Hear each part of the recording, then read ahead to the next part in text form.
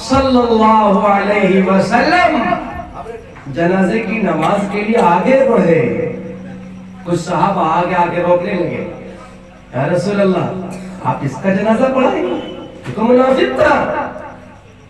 یہ تو اسلام کا دشمن تھا, آپ اس کا جنازہ پڑھائیں گے؟ ہم پڑھانے نہیں دیں گے. وہی ہوا کہ قرآن نازل ہو گیا, استغفر لهم او لا تستغفر لهم ان تستغفر لهم 70 مرة. اللہ تبارک و تعالی بھی اپنا احکام نازل کر دیا. اے محمد صلی اللہ تعالی علیہ وسلم, یہ ایسا منافق ہے, یہ ایسا منافق ہے انہوں نے جتنی ہمارے دین کے ماننے والوں کو تکلیف پہنچائی ہے کہ میں یہ کہتا ہوں استغفر لهم, آپ ان کے لیے استغفار کریں او لا تستغفر لهم, یا استغفار نہ کریں. استغفار کرے یا نہ کرے برابر ہے, معاف نہیں کروں گا. ان تستغفر لهم 70 مرة, گرچہ اگر آپ 70 مرتبہ بھی ان کی جنازے کی نماز آپ پڑھیں گے, ان کی مغفرت کی دعا کریں گے, تب بھی میں اس کو معاف نہیں کروں گا. یاد رکھیے, منافقانہ مشرکانہ عمل جو کرے گا, نبی پاک صلی اللہ علیہ وسلم کے اوپر آیت نازل ہوئی کہ آپ اگر 70 مرتبہ بھی اس کی جنازے کی نماز پڑھائیں گے, مغفرت کی دعا کریں گے, میں معاف نہیں کروں گا. آج کیسے دھڑلے سے سینہ ٹھوک کر مشرکانہ عمل کر رہا ہے مسلمان. سوچے, غور کرے, آقا نامدار مدینے کے تاجدار احمد مجتبی محمد مصطفیٰ صلی اللہ علیہ وسلم کی سیرت کو اٹھا کر دیکھے. ہمیں کیا کرنا چاہیے اور ہم کیا کر رہے ہیں. دوسرے موضوع, اس موضوع میں دوسرے موضوع جو ہیں, اللہ تشرک بہ شیئا وبالوالدین احسانا. میں چھوڑ کے آگے چلا جاؤں گا. وبالوالدین احسانا, اللہ تبارک و تعالی نے ہر ایمان والے کو, ہر مومن کو, ہر انسان کو دنیا کی زندگی میں اپنے والدین کے ساتھ کس طریقے سے زندگی بسر کرنی چاہیے, کیسے رہنا چاہیے, اس کے بارے میں بیان کیا. فرمایا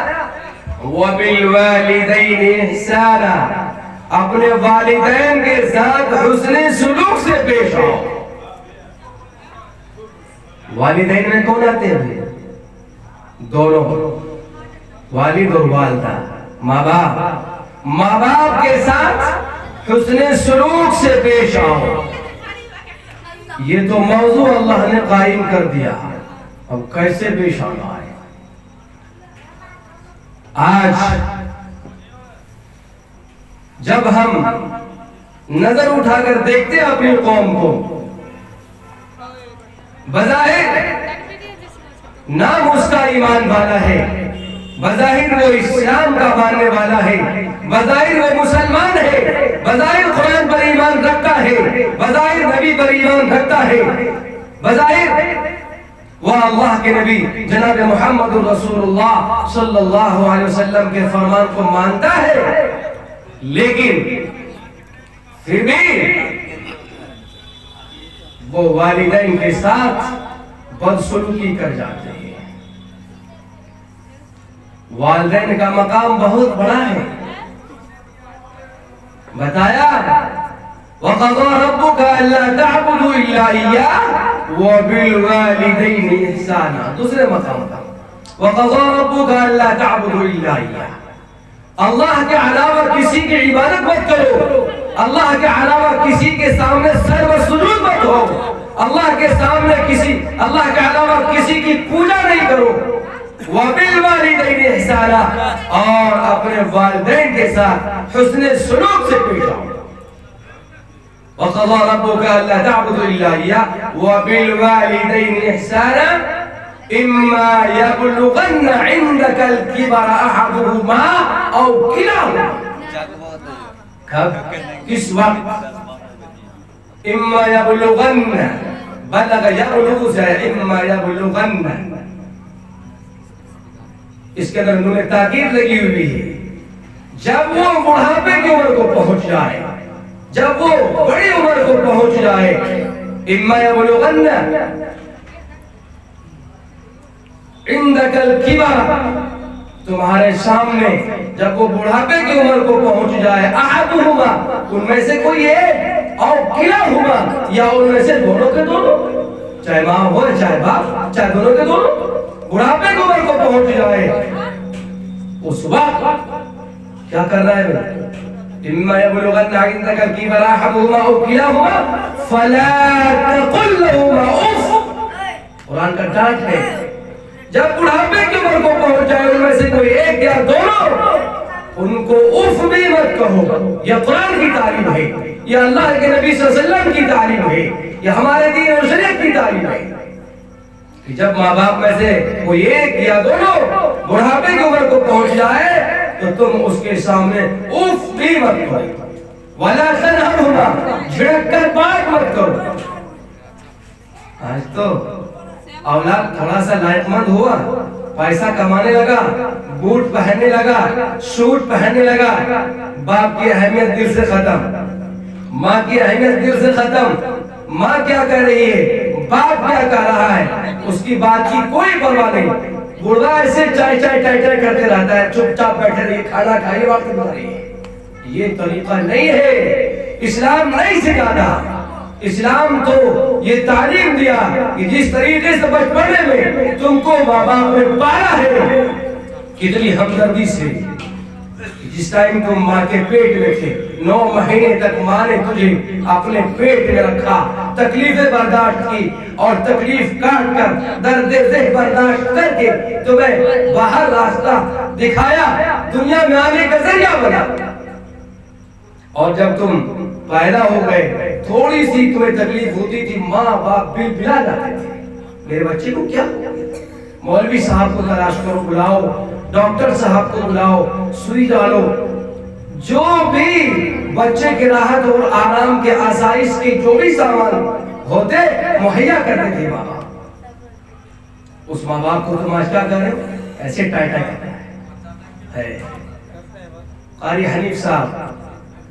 ملتان کے رہنے والے اپنے تقریر میں کہتے ہیں ایک شخص اپنے بچے کو گود میں لیے بیٹھا کہیں پہ کسی سمت بیٹھا ہوا تھا اس کے سامنے پیڑ پر ایک کوا ٹائی ٹائی کر رہا تھا بچہ شعور والا تھا وہ سنتا تھا اس کی آواز کو اور پوچھتا تھا ابا وہ کیا ہے ابا کہتا تھا وہ کوا ہے وہ پرندہ ہے